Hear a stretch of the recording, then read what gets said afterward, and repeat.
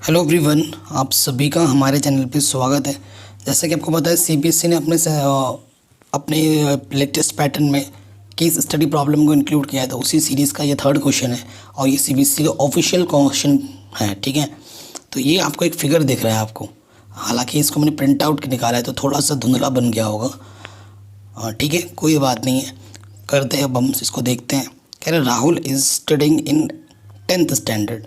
He is making a kite to fly on a Sunday. वो एक पतंग बना रहा है जिसको वो उड़ाना चाहता है संडे को। Few question came to his mind. उसके दिमाग में कुछ क्वेश्चन आ रहे हैं वाइल मेकिंग द काइट, पतंग बनाते time. Give answer to this question by looking at the figure. हमें आंसर्स देने हैं फिगर को देखते हुए। ठीक है, सो पहला क्वेश्चन क्या है, Rahul tied the stick at what angle to each other. तो राहुल के मन में पहला क्वेश्चन ये आ रहा है कि वो जो रस्सी है वो कहाँ पे बांधे, किस एंगल पे बांधे। ठीक है, ये उसके मन में पहला क्वेश्चन है। देखो पतंग आपने देखा होगा, पतंग की जो डोर होती है वो इधर बंधी होती है, इधर बंधी होगी ना, छोर पे बंधी होती है एक। तो अब इस चीज़ को अगर देखो, इस पोर्शन को अगर आप देखो ढंग से, तो ये क्या है कि स्क्वायर है और स्क्वायर में हर एक एंगल कितने का होता है भाई, 90 का होता है, 90 का होता है ना। तो पहले वाले का आंसर क्या हो जाएगा, 30, 60, 90, कौन सा, C option 90 degree. Rahul is tied to stick at what angles to each other. ये है ना, यहाँ पर बांधेगा तो इसके बीच में पतंग बांधेगा तो कितने एंगल बनाएगा, 90 डिग्री बनाएगा। आगे क्वेश्चन को पढ़ना बहुत ज़रूरी है आराम से। कह रहे हैं which is the correct similarity criteria application for smaller triangles at the upper part of this kite. ठीक है, अगर आप सिमिलैरिटी का क्राइटेरिया बताना चाहते हैं तो इसमें परफेक्ट एग्जाम्पल कौन सा होगा, RHS, SAH, SSA, AAS, कौन सा होगा वो आपको बताना है। ठीक है, सो देखो, अगर कह रहे हैं which is the correct similarity criteria applicable for smaller triangle at the upper part of the kite. Smaller triangle, ये स्मॉलर ट्राइंगल दिख रहा है ना आपको। ठीक है, ये अगर आप इसको बताना चाहें तो कौन से क्राइटेरिया आपको फॉलो कराएंगे कि भाई अगर सिमिलर बताना है तो एक तो एंगल इक्वल होना चाहिए, यहाँ पे सबके बीच में 90 का दिख रहा होगा, है ना। तो एक एंगल होना चाहिए और दो जो साइड है उनका जो रेशियो वो आपस में इक्वल होना चाहिए, यानी कि HAS सही हो जाएगा।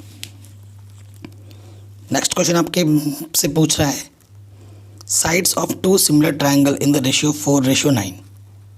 Corresponding median of these triangle are in the ratio. क्या होगा, कह रहे हैं देखो ये क्वेश्चन बड़ा शानदार है। कह रहे हैं जो दो ट्रायंगल है हमारे पास, सपोज कर लेते हैं दो ट्रायंगल ऐसे हैं, एक छोटा है एक बड़ा है, सिमिलर ट्रायंगल है। इन सब के जो साइड है ना, इन सब के साइड का जो रेशियो है वो जो रेशियो दे रखा है, सपोज करो ये है ABC, ये PQR और इसके बीच का जो मीडियन है वो AD और इसका मीडियन मान लेते हैं PQ।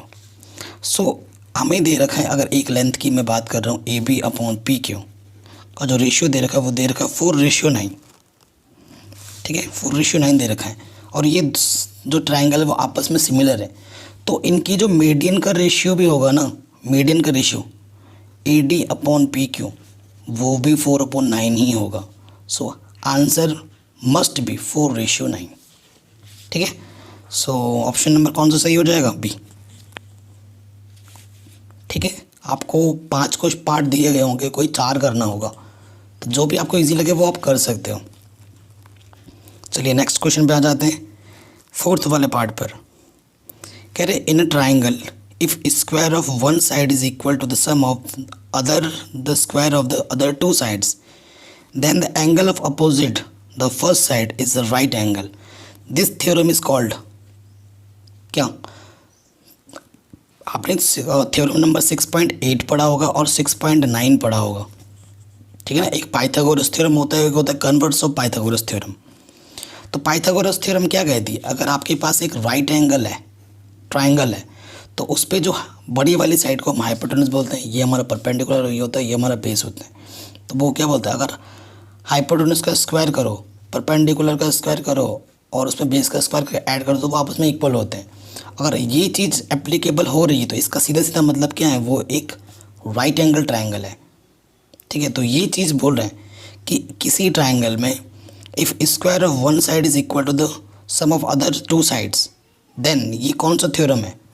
तो ये जो थ्योरम है वो है कन्वर्स ऑफ पाइथागोरस थ्योरम। ठीक है, ये कौन सा थ्योरम है? Converse of Pythagoras theorem. आराम से बन गया। ठीक है, सैम्पल पेपर भी मैंने सारे करा रखे हैं, एनसीईआरटी कंप्लीट, बाकी सारी चीज़ें एक्स्ट्रा मैंने करा रखी। सीबीएसई लास्ट यानी कि प्रॉब्लम कंप्लीट है, सारे वीडियो लेक्चर्स फुल सोल्यूशन के साथ फ्री ऑफ कॉस्ट, लिंक्स मिल जाएंगे डिस्क्रिप्शन पे, प्लीज़ उनको ऑनलाइन वॉच करना। नेक्स्ट पार्ट पे आ जाते हैं। कहते what is the area of the kite. हमें एरिया ऑफ काइट का पता करना है। Formed by two perpendicular sticks of length 6 centimetre and 8 centimetre. ठीक है, सो हमें काइट का क्या पता करना है? What is the area of the kite, kite का एरिया पता करना है। ठीक है, काइट का अगर एरिया पता करना है, ये काइट है ना, ये हमारा काइट है, तो लेंथ हमें गिवन है और ब्रेथ हमें गिवन है, और एरिया अगर पता करना होता है एरिया तो क्या होता है? L into B, length into breadth. Length हमारा 6 है, ब्रेथ हमारा 8 है, 8 से 48, 48 centimetre square. So answer is 48, option number A is true. ठीक है, आराम से हो गया।